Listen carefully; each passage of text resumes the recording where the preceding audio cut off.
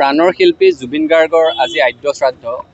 জুবিন গাৰ্গৰ আদ্য শ্ৰাদ্ধ এই কথাকেইটা অসমৰ কোনো মানুহে কেতিয়াও কল্পনা নকৰা, কেতিয়াও শুনিব নোখোজা কথা।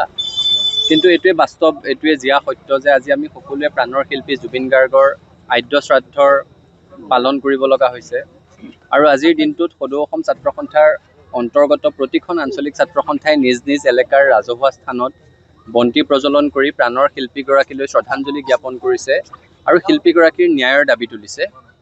আমি প্ৰথম দিনটোৰ পৰাই কৈ আছোঁ যে যি স্বাৰ্থান্বেষী ব্যক্তি শ্যামকানু মহন্ত, সিদ্ধাৰ্থ শৰ্মা, ছিংগাপুৰ আছাম এছ'চিয়েশ্যনৰ সেইসকল ব্যক্তি যি জুবিন গাৰ্গে উশাহৰ কাৰণে পানীত ডুবি ককবকাই থকাৰ সময়ত ইয়তত বহি খিকিন্দালি কৰি আছিলে, সেই সকলোকে চোঁচৰাই অসমলৈ অনাৰ কথা কৈ আছোঁ, শাস্তি দিয়াৰ কথা কৈ আছোঁ।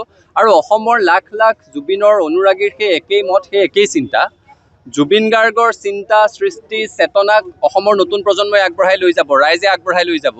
কিন্তু ন্যায় দিয়া কামটো চৰকাৰে কৰিব লাগিব। সেই কামটো কৰিবলৈ যাওঁতে তদন্ত লেহেমীয়া হ'ব নালাগে। মুখ্যমন্ত্ৰীগৰাকীয়ে ফেচবুক লাইভ আহি কয় যে অভিযুক্তক পূজাৰ কাৰণে বিচৰা নাই। মুখ্যমন্ত্ৰীয়ে কৈছে যে পূজাৰ দিনকেইটাত বিজয়া দশমীলৈকে আমি আপোনালোকক বিচৰা নাই, 6 অক্টোবৰৰ ভিতৰত আপোনালোক আহিব লাগিব। ইমান বিনয়, ইমান অনুৰোধ, কি ভকতক নাম প্ৰসংগ কৰিবলৈ মাতিছে? চোঁচৰাই লৈ আহিব লাগিছিল দুইজনক। আজি কিছু সময়ৰ আগৰ পৰা সংবাদ মাধ্যমত বাতৰি পৰিৱেশন হোৱা দেখিছোঁ যে ছিংগাপুৰত আটক কৰা হৈছে শ্যামকানু মহন্তক। কিন্তু এতিয়া দেখিছোঁ শ্যামকানু মহন্তই পুনৰ ফেচবুক পোষ্ট কৰিছে যে মই আহি আছোঁ ৰাইজ। তেওঁ VVIP, মানে তেওঁৰ নিজৰ ইচ্ছামতেদি আহিব, তেওঁৰ ইচ্ছা নহ'লে তেওঁ আত্মগোপন কৰি থাকিব, চৰকাৰে তেওঁক ধৰিব নোৱাৰে। সিদ্ধাৰ্থ শৰ্মা ফেচবুকত পোষ্ট লিখি থাকিব পাৰে, শ্যামকানু মহন্তই ফেচবুকত পোষ্ট লিখি থাকিব পাৰে।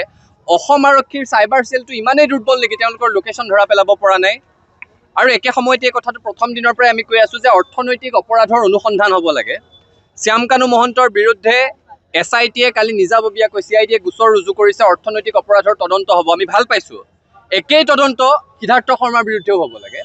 কাৰণ জুবিন গাৰ্গৰ কেইবাগৰাকীও সহশিল্পীয়ে এই কথাটো স্পষ্টভাৱে ৰাজহুৱাকৈ কৈছে যে যেতিয়া সিদ্ধাৰ্থ শৰ্মা বোলা ব্যক্তিজন জুবিন গাৰ্গৰ ওচৰত প্ৰথম আহিছিল, এখন ভেস্পা লৈ আহিছিল। এতিয়া এই সিদ্ধাৰ্থ শৰ্মাৰ কেইবাখনো বিলাসী বাহন আছে। তেওঁৰ নামত বিভিন্ন গুৱাহাটীৰ জেগাত ফ্লেট থকাৰ অভিযোগ আছে। Bottling plant, hotel, music enterprise Siddharth শৰ্মাৰ নামত থকাৰ অভিযোগ উত্থাপন হৈছে। এইবোৰ ৰাজহুৱা অভিযোগ, এইবোৰৰ সত্যাসত্য প্ৰমাণ হ'ব লাগিব। আৰু সেইকাৰণে সিদ্ধাৰ্থ শৰ্মাৰ বিৰুদ্ধেও অৰ্থনৈতিক অপৰাধ অনুসন্ধান শাখা BIO, তাৰ সমান্তৰালভাৱে টেক্সেশ্যন, ED সকলোকে লগাই দিবলৈ আমি অনুৰোধ জনাইছোঁ। পুংখানুপুংখ তদন্ত হ'ব লাগিব। একে সময়তে এই শ্যামকানু মহন্তক উৎসৱ পাতিবৰ নামত অসম চৰকাৰে আজিলৈকে কিমান পুঁজিৰ আবণ্টন কৰিছে আৰু তথাকথিত নৰ্থ ইষ্ট ফেষ্টিভেলৰ নামত অসমলৈনো আজিলৈকে কেইটকাৰ বিনিয়োগ আহিল, তাৰ তুলনাত্মক এখন শ্বেতপত্ৰ প্ৰকাশ কৰিবলৈ অসম চৰকাৰক আহ্বান আৰু প্ৰত্যাহ্বান দুয়োটাই জনাইছোঁ। শ্যামকানু মহন্তই অসম চৰকাৰৰ পৰা লোৱা, ভাৰত চৰকাৰৰ পৰা লোৱা, ডোনাৰ মিনিষ্ট্ৰীৰ পৰা লোৱা প্ৰতিটো পুঁজিৰ ইউটিলাইজেশ্যন চাৰ্টিফিকেট দিছে নে নাই, অনুসন্ধান সংস্থাৰ জৰিয়তে তন্নকৈ পৰীক্ষা কৰিব লাগে। আৰু সেই হিচাপ পৰীক্ষা কৰি তেওঁৰ অপৰাধৰো তদন্ত কৰিব লাগে।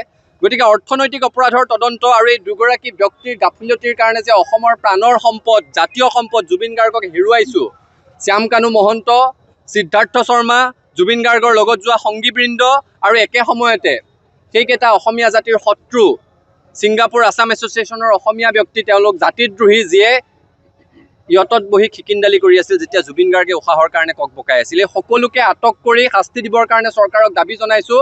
আৰু অপৰাধীৰ দৰে গণ্য কৰি চোঁচৰাই লৈ আহিব লাগে। অপৰাধীয়ে ফেচবুকত লিখি মই গৈ আছোঁ ৰাইজ বুলি লিখিব পৰাৰ সুবিধাটো দিব নালাগে। ভকতক নাম প্ৰসংগ কৰিবলৈ মাতি থকা নাই। পুলিচে পূজাৰ বন্ধ নাপায়, অপৰাধীক পূজাৰ বন্ধ দিবলৈ কি কথা আছে? চোঁচৰাই লৈ আহিব লাগে, অসমৰ ৰাইজৰ আগত শাস্তি দিব লাগে, স্পষ্ট দাবী জনাইছোঁ। যিকোনো খবৰৰ বাবে যোগাযোগ কৰক 7099017330 লগতে 7099017110 নম্বৰত।